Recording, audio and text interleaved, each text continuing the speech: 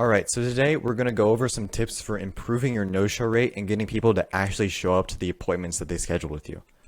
Sometimes people will schedule an appointment, but they will find a reason not to attend, whether they're busy, which is often an excuse, they forget, or they just aren't convinced of your service quite yet. And that's why it's important not to simply schedule an appointment and then wait until the appointment to talk with them again. You want to be keeping a bit of contact with them in between to build trust and commitment. The first thing you want to do is double check that whoever scheduled an appointment with you is under the appointment set column in the CRM and that the appointment is confirmed inside of there. This will automatically send out appointment reminders to the prospect to get them to actually show up to the meeting and not forget about it.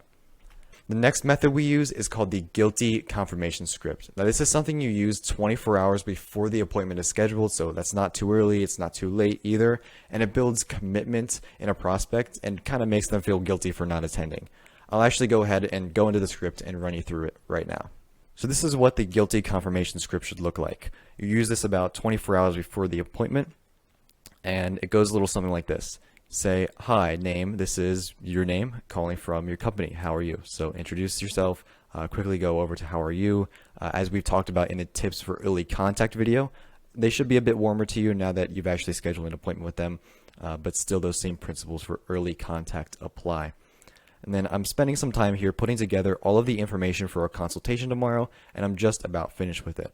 Now, this is the part that actually makes them feel a bit guilty about not showing up to the appointment, because if you're spending some time putting together information and they go ahead and just ghost you and don't show up to the appointment, they probably should feel a little bad about that. It's a little rude of them.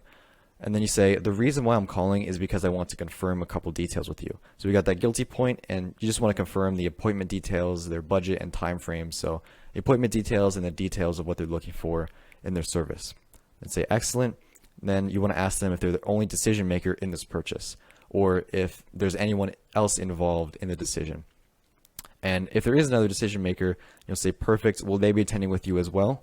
Because you want to make sure they show up so that you don't go through a whole appointment with them and then they're like, oh, well, I can't move forward because I need to talk to my wife or something like that.